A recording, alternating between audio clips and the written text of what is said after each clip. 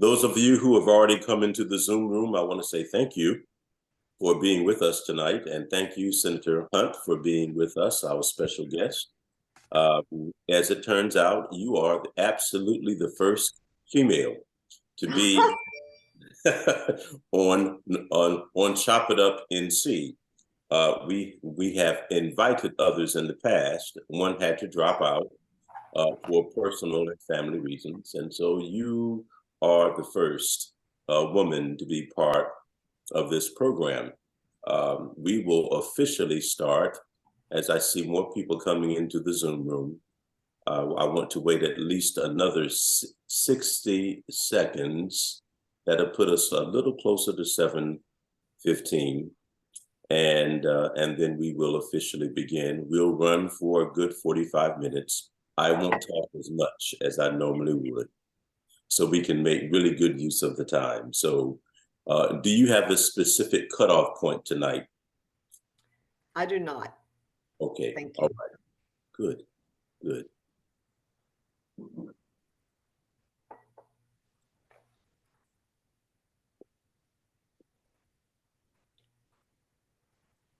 I will officially begin in about, I know we're recording, but we will officially begin, Shantae, Sophie, Kate, and Kayla, in literally from now, 60 seconds. So if we have a timer, click.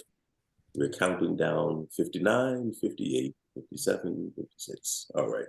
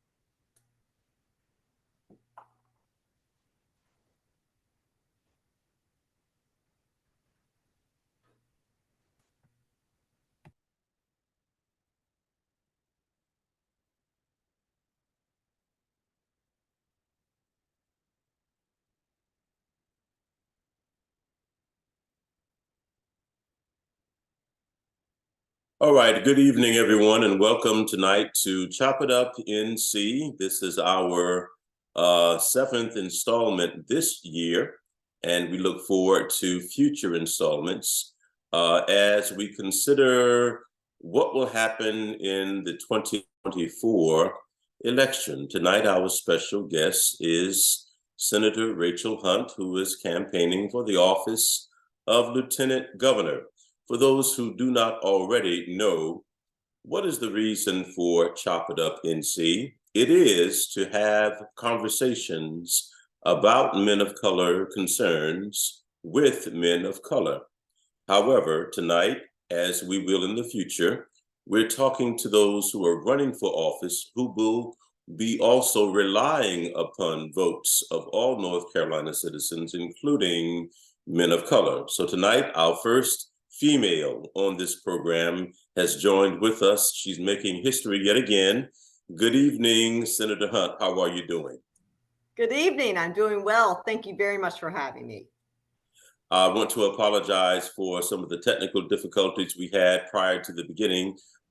Normally, we are very timely with our start. I realize tonight we're starting roughly 15 minutes after the hour. And so for tonight, we will run a few minutes after 8 because we know you have many things on your agenda that you need to achieve. And I want to thank those who have already joined this call tonight. It's good to see you. Thank you for coming and not just registering. And I look forward to hearing you pose your questions directly to Senator Hunt. Senator Hunt, one of the things I'd like to do on this program is have our guests introduce themselves. I feel that is a more effective way of presenting each individual. So tell us who you are and tell us about yourself, your background, and some of the more fun facts about Rachel Hunt. Oh, well, thank you very much. So I am a wife, a mother of two, a lawyer, a college counselor, um, a person who started in politics herself in 2018 by winning a R plus 10 district, which meant Trump won it by 10 percentage points, beating Bill Brawley, the head of the House Finance Committee, by 68 provisional and absentee ballots, mostly from students. Um, and before that, as many of you know, my father was the governor for 16 years. So, and before that, he was lieutenant governor. So, since second grade, I grew up as the daughter of a person in politics, doing public service. And so, we grew up in Wilson County on a farm in Rock Ridge until sixth grade when we moved to Raleigh during the school year, but back in the farm during the summer, working on cucumbers and burning tobacco. I'm a horse lover, a dog lover, a cat lover. I wanted to be a vet, couldn't do the science and math, so I'm a lawyer. And, you know, I still love animals passionately, and of course, my children. And, you know, feel like we as public servants, which is what I consider myself, not a politician, are called, just like people from the clergy, to serve humanity. That is a calling that I have felt since 2018, and that's how seriously I take this. And it is unlike anything else, and unlike any job I've ever had. Hmm. So that's me. Well, I'm impressed by the fact that you see your work as a calling. Those of us who are in ministry, who are also involved in politics, see our engagement in the political arena also as a calling. And so we do have some things in common. Although I cannot say that I am a lawyer, I was Well, to be a lawyer, so I had to be an engineer instead. well, that my son's an engineer. That's even better. I can't do the science and math for that. Wonderful, wonderful, wonderful. So thank you for introducing yourself to us. As you can see, if you look closely, I have my Ukraine U.S. Oh, flag lapel here. nice. Just came from Washington, D.C., lobbying in Congress on behalf of Ukraine Great. and support for the causes there. I have many colleagues there. Do Great. you have any thoughts? I know this is not something that pertains directly to Sure. North Carolina, but there are Ukrainian citizens here. Absolutely. So also, I didn't mention that, but my husband is from Estonia, which was behind the Iron Curtain. He came over as a baby during World War II, was in an internment camp in Sweden, and then came to Canada. So he was in, you know, he was a displaced person. They lost everything in Estonia, and they are very, very worried, like their neighbors, the Ukrainians, that the Russians will come in and retake Estonia. So I have heard a lot, because we have a lot of relatives, he has a lot of relatives still there, that this cause is incredibly important. We cannot allow Putin, a dictator, to impose his will on independent countries that are democracies. This is, you know, there's nothing more important than this. We have to continue to support them. They have been incredibly brave in holding off the Russians. And we know that a lot of Russian people are not behind this. And we have to make sure we stop this war. War is horrible for everyone. And we've got to do everything we can to stop it. Mm-hmm. I agree 100%. Well said. Well said. Well, let's talk about North Carolina. Now you've achieved a lot, and you've already told us a little bit about some of your achievements. But as we get into our conversation tonight, one of the first things I thought I should ask you is, what do you consider to be some of your most important life achievements? What are the things that you, Rachel Hunt, are most proud of having done throughout your lifetime up to this particular stage? Sure. So I had a wonderful childhood. So that's not what I'm going to talk about. That's not when any problems arose. Um, After college, I did volunteer work for 2 years. One of those years was spent as the resident manager in a battered women's shelter in the woods of Northern Virginia. That was the most difficult period of my life up until that point.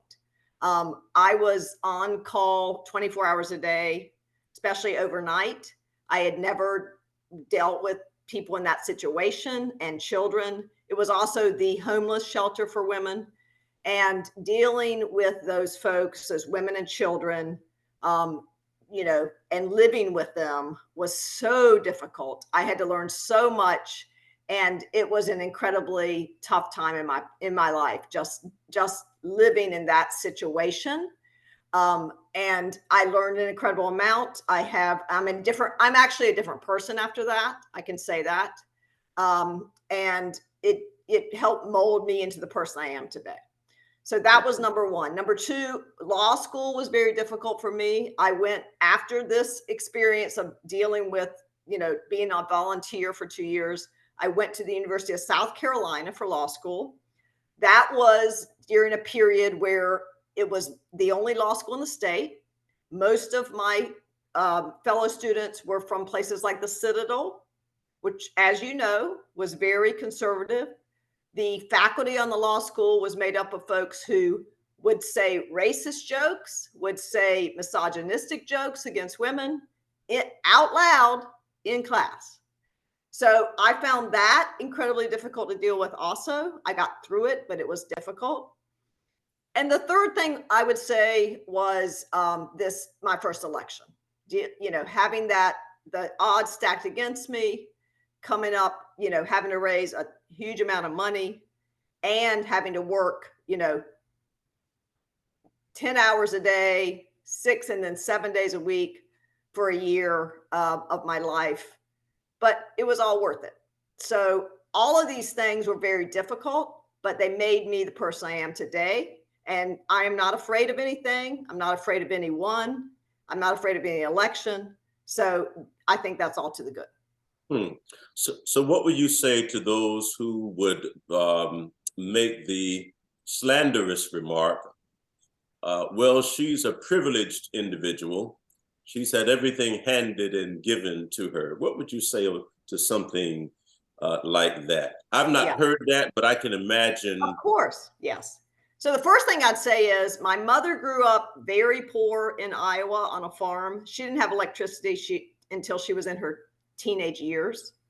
So when she married my dad, moved to North Carolina, once he became governor, she knew that if she allowed us to stay in Raleigh in the summers, go to the pool or whatever with our friends, we didn't belong to anything like that, then we would be people that did not recognize how valuable human life is and how much we owe to our fellow man. So we came back to the farm. She grew cucumbers when I was 6 and 7. And then I went to work on farms for farmers at age 8, barning tobacco, along with my brother and my sister. And that was when children could work all summer. Now they can't, but then they could. And you learn because you worked with people who had 6th grade educations, and this was their entire livelihood. So I was with those folks all summer. Every summer, year after year, we all knew each other very well. We saw what education does for people, and we saw how important it was to give back to our fellow people, and how important community is, and how important hard work is. So that completely made me the person that I am today. And if anybody thinks I grew up having it easy, I want them to show me that they went out to the farm and did that every summer of their lives. I worked one summer. In fact, I worked 2 weeks. And after I got my first check, which I felt I was shortchanged on, I said, "This is not the work for me." Right? Oh my God. So I can understand precisely. I connect. I resonate with that story in a very, very real way. So you are a worker, you are a person of the people, Yes. and you do understand the plight of Yes. the typical North Carolinian. So Absolutely. that perhaps leads to an answer to my next question, and I'm very comfortable now answering or rather asking it.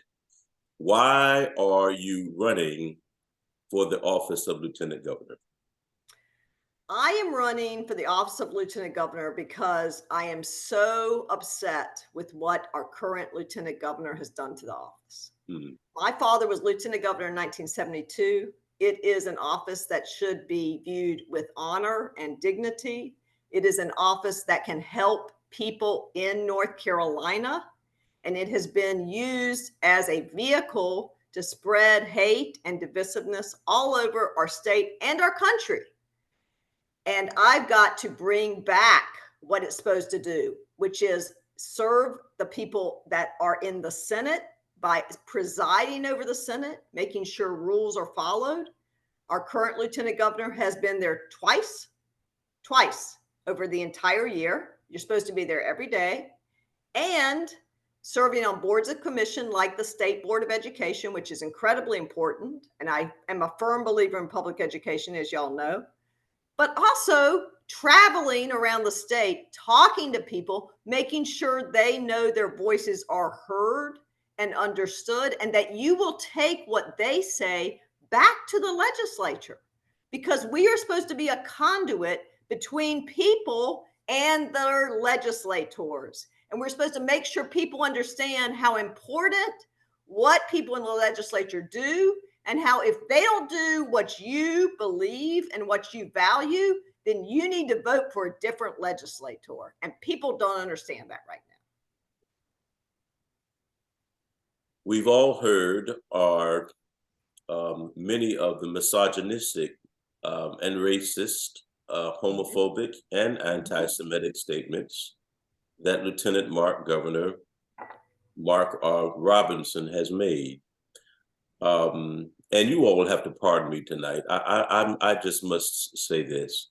It's been a rough 3 days for me being on Capitol Hill, lobbying for Ukraine, rushing back, doing TV interviews similar to this one. And so I am really at a point of deep fatigue. But I'm so excited about this conversation because as we think about the things you just said, Senator Hunt and Mark Robinson, he sets a poor example, in my view, not only for those who want to understand how politics should work, but he's not a good role model for children. And I believe that, quite frankly, you are a good role model for children. You talked about your childhood. Can you share with us some of your goals and interests in the lives and livelihoods of children all across this state? Absolutely. My number one goal for children across the state is to be able to have a great public education. That starts in early childhood. My father started Smart Start, as y'all know. People that their brains start developing at age Z, as soon as you're born till age 3, those are the most important years.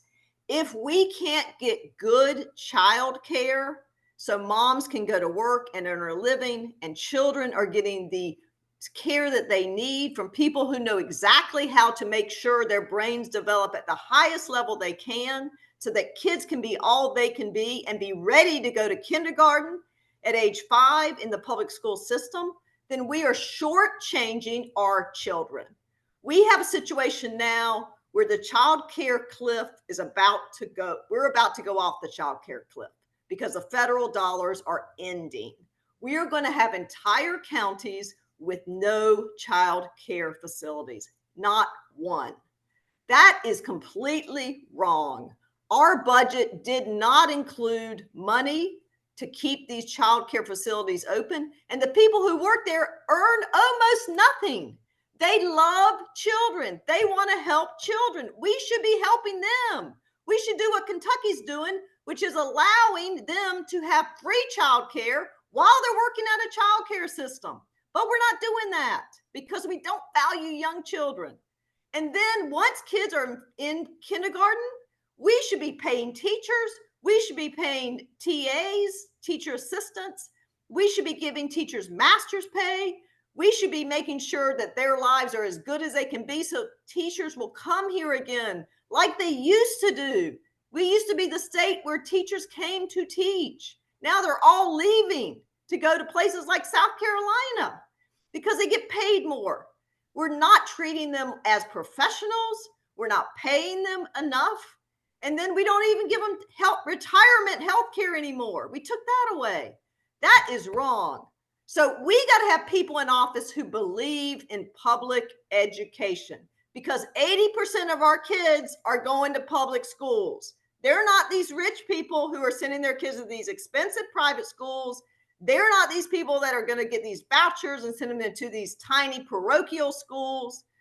These are people we need to get the best education so our people will be able to get good jobs, make sure these companies that are coming here have workers that are educated, whether it's community college or four-year universities, and people can have good lives. That's what we need. And if people don't believe in that, they shouldn't be in public service. Mm-hmm. Mm-hmm. We hate to spend time talking about those in the other party, because this conversation is really about you and your vision for North Carolina. And so since we're talking about education, and this is Chop It Up, in particular, let's talk about the lag or the gap that continues to exist between communities of color and those that are not communities of color.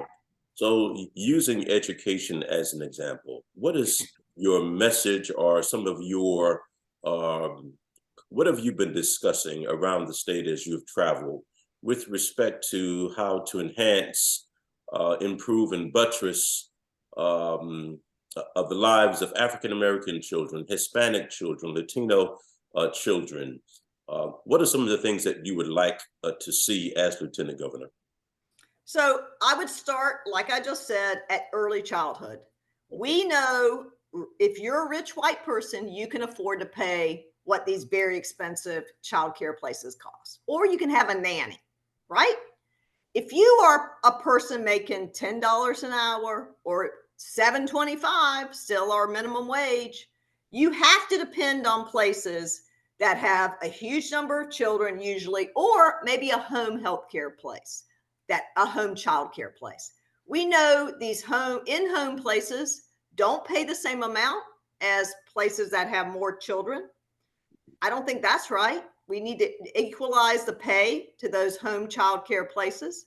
We need to make sure we keep our childcare facilities open that have a lot of people that are in certain areas that will have to quit their jobs if they don't have these people working as childcare workers. And then we move on to public schools. We know the places where the budget this year cut the most from public schools are the far east and the far west. And the far east, we know, disproportionately affects African-American, Black, and brown children. And that part east of I-95 is the poorest area in the country if it was a state, in the country. So we are cutting their public school budgets by up to 5%. 5%. They don't live in a community like with Raleigh or Charlotte, where they can make up with a budget from the city that can give them a supplement. There's no supplement. That's all they get, what they're getting from the state. Therefore, all the teachers who were there are leaving. They're going to Mecklenburg, they're going to Wake, where they're getting paid for their master's pay. They're left with some people from Teach for America who are very good. They're only there about 2 years, but they certainly do their best. But we have got to pay teachers and make sure Black and brown children have schools with teachers. I really want parents to stand up and say, my child has no teacher. Why is that? You know why that is? Your legislator voted for the budget, which cut all your funding for your public schools. Why is that? Because they don't believe we should have public schools. When we asked Phil Berger, the head of the Senate, what we're going to do about teacher pay, how we're going to get more teachers, he said, we're not going to need them because people aren't going to be going to public schools. He really believes that. He really believes that. And I am so angry with how public school teachers and how public school students, my own sister is a public school social worker. Her husband is a public school teacher. How these people have been treated. If you have 25 years experience, you got $100. Wow. That's really helpful. You know, I mean, it's just like they're spitting on these people. It's terrible. But the other way is we've got to make sure children in these areas have more than just school and more than just childcare. They need after school things to do. They need facilities that help them. They need all the things to help them make sure they are successful and have things to do before school, after school that will help them in all the ways that they need it. Their parents often have to work more than one job.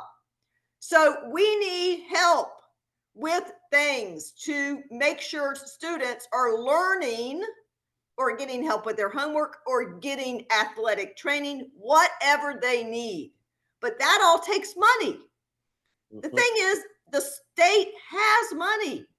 If we believed in these students, if we believed in Black and brown students, we would give them money to help them with their lives and their parents.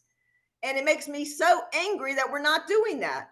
Another way is I presented a bill. I wrote a bill called the Student Borrowers Bill of Rights. It is a bill that helps people who have student loans repay their student loans, because now we don't have any parameters in the state. Lenders can cheat students. They can change the terms. They can do anything they want without telling the students. That's wrong. We need parameters, just like if you have a mortgage loan, that you have to tell the people that are that you're lending money to what the terms are. And we don't have that in North Carolina. My bill went through 2 committees, but then it, stalled out. But that's exactly what we need. We need people to stand up for families, for children, for students. And I am that person who's going to do that.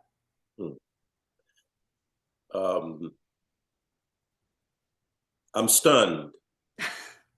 I'm really stunned that in the 21st century, we would have any person, much less an entire political party, think so little of the value of education, because, of course, that hurts our standing, not just in the United States as North Carolinians, but in a global community that renders us far more incapable of competing on the world stage. And yet, in the age that we're in, where we are experiencing a resurgence of nationalistic fervor, how is it that we expect to be represented more broadly if we cannot see the value of educating all of our children? And so you've answered the question in the way that I might have expected. And I hope that those who are listening tonight understand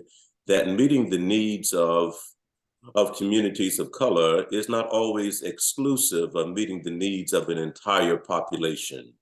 And I'm glad that we can see that you comprehend that quite thoroughly. For those who do not understand, let me or don't know, allow me to share with you some of the responsibilities of the Office of Lieutenant Governor.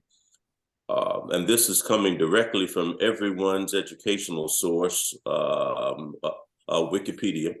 By virtue of the office of Lieutenant Governor, who is the ex officio of many roles, including the Council of State or a member of the Council of State, the North Carolina Board of Education, the North Carolina Capital Planning Commission, and the North Carolina Board of community colleges. The ex officio also serves as the chairman of the e-learning commission. So you are a voice in this position as Lieutenant Governor, should you win, to really advance some of these priorities, concerns.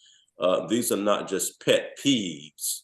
These are issues that reflect what the role of Lieutenant Governor is really, really all about.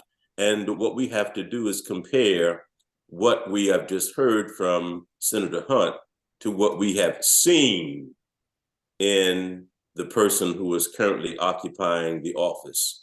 So here's a question that I'm hoping our audience members will feed into, because we're going to open this up in just a moment. As you think about North Carolina attracting new businesses to our state, who are the workers? Where is the educated workforce? Is it merely going to come from the central portion of the state? Are we going to leave out the West? Are we going to leave out the East? And what about issues like broadband access that hurt so many communities, that caused so many children during COVID to fall behind schedule? What are some of your ideas and thoughts as you talk to citizens around the state as to how to renew the vision and the hope and dreams of entire families in the aftermath of COVID? Yes, thank you for the question. You know, COVID left us just desolated in many, many areas. Many children have never returned to school. Entire communities have been left in a different place than they were before, in a much worse place. We have to, number one, find these children. Number two, offer ways to get them back on their feet. I sponsored a bill in the House when I was in the House to make sure we had universal broadband. Broadband and internet is the same as pencils and paper were back in the day. That is exactly what we have to have. And not just broadband, affordable broadband. Because sometimes there are monopolies by companies and they make it so the only way you can get it is to pay a ridiculous amount. That is wrong. We have to make sure it's affordable. But we also have to make sure people are able to come back to be trained for work in a variety of ways. I was vice chair of the Community College Committee in the House. Our community colleges are among, I would say, the best in the country, our 58 community colleges. They are offering now a wide variety of ways to bring students back, including apprenticeships that we used to not have. A lot of those start in high school, and then you, as soon as you graduate from high school, are earning a living wage without even having to go to college at all. There are many certificate programs which just take a few hours to get your certificate after you graduate from high school, and then you can earn a very good wage at a certain job. And then there are the 2-year degrees, which many colleges, our community colleges, offer, that are there are such a variety of ways to get our people trained. I just visited one in Goldsboro, North Carolina, which had a police training facility, which they said now they are getting just a huge number of kids coming in that are interested. And we are, I just heard in Mecklenburg County, we just almost doubled our pay for incoming police people. So now it's at a complete capacity level. There are things we can do to bring people in, to get skills, to get good jobs. They don't all require 4-year degrees, but we've got to look at a variety of things. We've got to get companies involved, and they have to help pay for these things, especially these apprenticeships. A lot of companies are helping pay to the high schools to get those kids trained. They come to high school and then they go to the company half day each. And that's working extremely well for many, many companies and many kids. But we have got to, come out of the box. This is a whole new thing now, post-COVID. We got a lot of kids who have had very serious mental health issues during COVID. My own son was in college, had some mental health issues, took 6 years to get out of college. We have got to realize there are things that are different now. We've got to help our kids and our adults and our little children live in a way that they can be successful, whatever that takes. Don't look at it like it was before. Everything is different. We have got to look at our world as it is now and make adjustments and help people do the best they can to be the best they can be, whether that's taking 6 years in college, whether that's doing a certificate instead of a 4-year degree, whatever it takes, we've got to help our people. Let's open the conversation up. I'm not sure if we have any questions in the chat. I didn't see any, but for the next few minutes, if any of the audience members tonight wish to use the raise hand feature, please do so. And if you have a question, the floor is yours.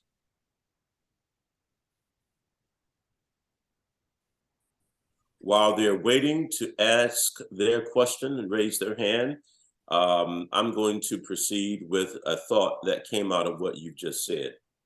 You talk about essentially humanity. Yep.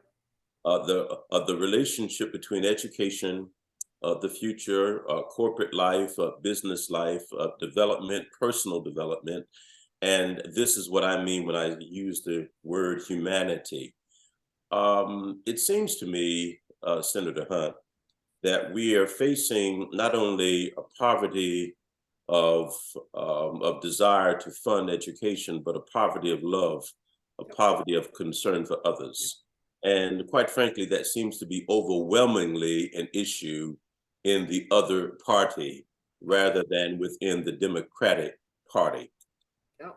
What would you advise for the body politic to restore itself, to heal itself, to redeem a sense of common concern and common interest in all of us for the good of this, for the good of the entire state?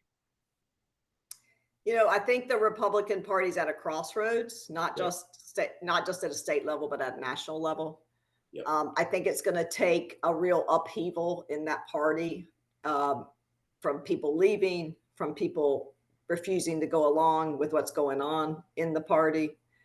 I've just had a hard time believing that especially the women in the party have been able to vote for the hateful things that have passed through the North Carolina Senate this time, that have hurt children, people, you know, that are different from us. And just on a real basic level, today we finalized the terrible maps. We had people get up and explain that their ancestors lived in Wilmington, and we know what happened in Wilmington when they had that coup in the 1800s, and how people were killed who were Black people, and how now they have taken all of those precincts in Wilmington and put them in another county, so that they had to be in this very Republican county, and not their votes for Senate, North Carolina Senate, would not count because they're in a completely Republican county, not New Hanover County, which is where Wilmington is. Mm-hmm. So it's doing that kind of thing to make sure their people win. It's winning at any cost. It's winning at the expense of the people that you serve or that you're supposed to serve, and not having any love for your fellow man if they're different from you in any way. And that includes women. They double bunked 2 of our women, and double bunking means they put them in the same district as another person of the same party. Well, one was a different party, but you know, in the same district. So they couldn't win. So they had to resign, or they have to not run again, or they have to move. They have to move before November 3rd, which is really soon. So they have not shown respect. And, you know, love is even more important than respect, but they haven't shown either one for their fellow man, their fellow woman, and especially for children. And I find that unacceptable. And so I hope, as our leader Blue said, when they lay down their heads at night or at the end of their lives, they look back and they find what they did today in the Senate hard to accept. I often talk about my good friend Nancy McLean's book, Democracy in Chains. I'm not sure. Yes. Okay. Awesome book. Awesome book. And so it seems that as we look at your campaign and think about the things that you're saying tonight, what you're trying to do is unshackle democracy Yes. rather than chain democracy. Yes. Yes. And then as we think about next year, when we go to the polls and vote, we have to deal with election law changes. Yes. What advice would you give to the electorate in order to be fully prepared and ready to cast that ballot, so that that ballot is not a provisional ballot, but Right. that ballot actually counts at the time it is cast? Absolutely. So the election law changes have been terrible. They are completely unconstitutional. There are lawsuits already ongoing, but they may not be finished and we may not win before next year. So please get your voter ID immediately. And then please vote in person. Do not vote by mail. There have been many problems that they have put on mail-in voting, and including taking away the 3-day grace period. So it has to be received by election day at 7:30. But there's also something that we're the only state in the country to do, which is 2-factor authentication to mail-in ballots. Not only do you have to have witnesses, but your signature has to be authenticated. And that's going to be a real problem if you registered to vote when your signature might have looked a little different. So please try not to do that. Bring people to the polls. If they can't get out of the car, people will come out. Also, let people know there are going to be poll watchers now in the poll, inside where you cast your ballot, that can walk over and look at what you're doing. That has never happened before. That is incredibly intrusive and will be very threatening to certain people. So we need people to be aware that's going to happen. We want people to be ready, and we want people to be determined. We have got to have a great turnout. The Duke University did a research study on what it would take for the Democrats to take back either the House or the Senate. The turnout required in North Carolina is 60 to 70%. That is huge. And we have got to make sure people understand this is incredibly important. Your rights are being taken away. Your lives are going to be much, much worse if we don't make some changes in the state. Mm-hmm. So what are some key things that we can do? What are some key things that you think we can do here in North Carolina and within the Democratic Party in order to be strategic? We're talking with a lot of the auxiliary organizations. I chair the Interfaith Caucus. And so we have these meetings under the direction of Shante Anthony, and also with some participation from Second Vice Chair of the party, Kim Hardy, about how to be more strategic and organized collectively. What would you advise the party as a whole as we think about some of the challenges that we face? I would advise that getting out the vote is going to be the most important thing. We always say that, but we really fell off in Charlotte. You know, our African American community, the voter percentage was 45% last time. If we don't do better than that, then we are going to lose the next election. And there are going to be some really close elections, especially for a governor. And Mark Robinson's on that ballot, or is probably going to be, the Republican nominee. We have got to have folks get out to their folks that they know and that they influence. Me standing up here saying everybody go vote is not going to affect a lot of people. I've got my group, you've got your group.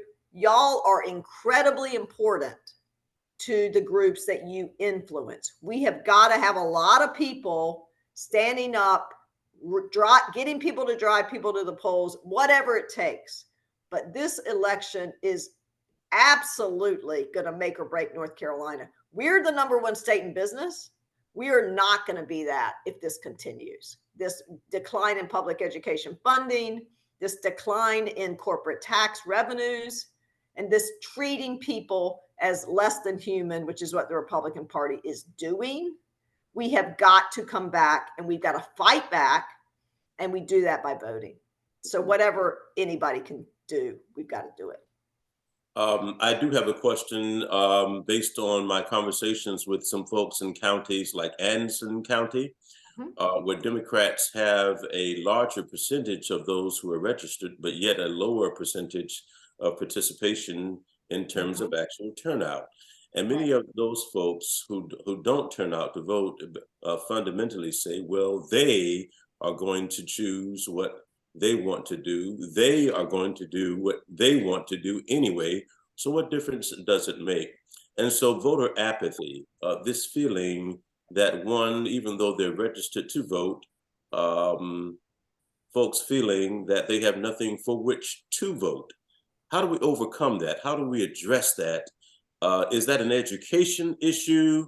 What's in your mind? What are some of the factors that pour into that type of thinking? And as leaders within the party, how do we overcome that type of thinking and motivate individuals?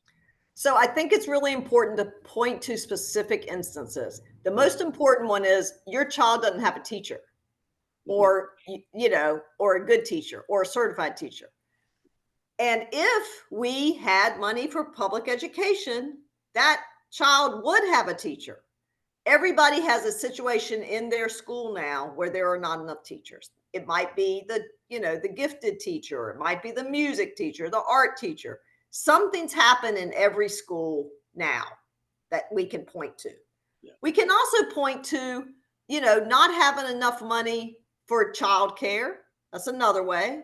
We don't, all these child cares are closing all over the state. We just had 7 close in Western North Carolina. So that's another one. But also, people are not getting the raises they need. Have we raised the minimum wage? No.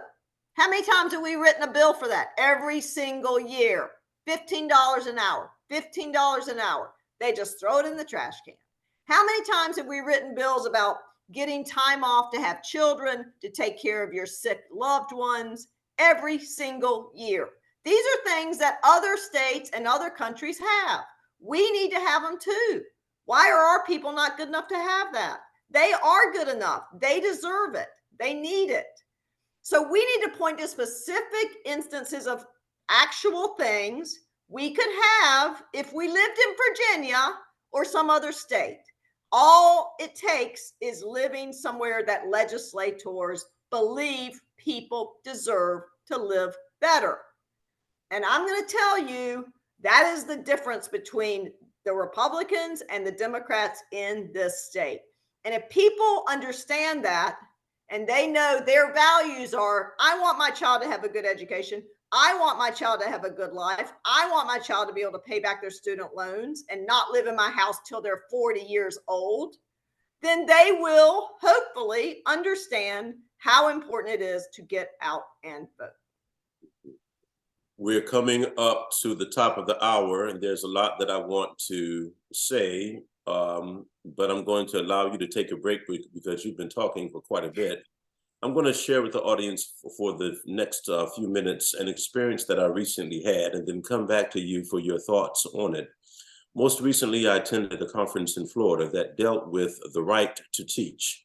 It was a conference not just for K through 12 educators, but also one that involved college professors and college instructors. Those who are having to go the second mile in order to identify primary sources to teach history the way it ought to be taught, as opposed to the way the Florida Board of Education would have it taught, which obfuscates stories of for example, of what would have happened if it were in Florida, the Wilmington race riots. That story wouldn't be taught. It wouldn't be introduced at any level in the public school system. And so there's a need for courage. And also there is a need for specific strategies. in order to respond to the demands that some have, which are driven by fear. And so, Senator Hunt, one of the final questions I wanted to ask you is we're seeing not just a lack of love, but we're also seeing the growth and provisions through policy to advance notions of separation, division, and fear. What role do you play as Lieutenant Governor in helping to shape or reshape, reorient our thinking away from fear and the power that we have in working and operating and functioning together? Yes, thank you. The number one way I would combat this is to dismantle Lieutenant Governor Mark Robinson's Facts Commission. This is a commission set up to make parents super active in finding out ways that they think their teachers are not teaching their children in a way that doesn't convince them to do terrible things or think bad thoughts, in a way that doesn't find from their librarians books to ban. It is an entire commission to encourage fear among parents and to make them turn in people that are working in the public school system. You know, it's sort of like the old communism system where people turn in their neighbors because they aren't good enough communists. This is something so negative that has had so much damage, even though it's only been around a little while. Certain groups of parents, and sometimes it's not even parents, it's radical people that don't even have children who are turning in teachers, librarians, library books. Someone in Florida turned in 200 library books. That person didn't even have a child. So this is a way for radical, fanatical people who don't like public school and don't believe in it to turn against it and to make it somehow legitimate by going through this commission. And that is completely wrong. And it has really damaged some of our public school teachers, some of our public school librarians, and some of our public schools. And people have quit their jobs because of it. And that is to an even more extreme in Florida, where the governor is behind it. Imagine if Mark Robinson became governor, what he would do. He would do what Mark DeSantis has done, which has completely destroyed several colleges, including the New College of Florida. Every single professor's left. And our UNC system is too good for that to happen. And our public school system is too good for that to happen. So we have got to stop this right now. People have shown overwhelmingly they're against banning books. 70% of the public is against that. And we know that teachers are some of the most valued members of our community by the public, not legislators, because they're trusted. And they spend more time with our children than many parents do. So we have got to value them and trust them. And we have got to stop this all-out assault on people that are trying to help our children. It is wrong. Wow. Wow. Powerful arguments, powerful statements. You have your finger on the pulse, obviously. You speak with a stridency and a knowledge, a passion, I should say, that we can appreciate here in this particular program. NC Chop It Up, or Chop It Up NC, is not just for African Americans and minority communities. It is for the entire state of North Carolina.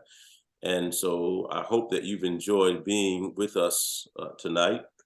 I want to apologize once again for those of you who are listening. Yes, go ahead. Go ahead. No worries. I was going to say technology happens.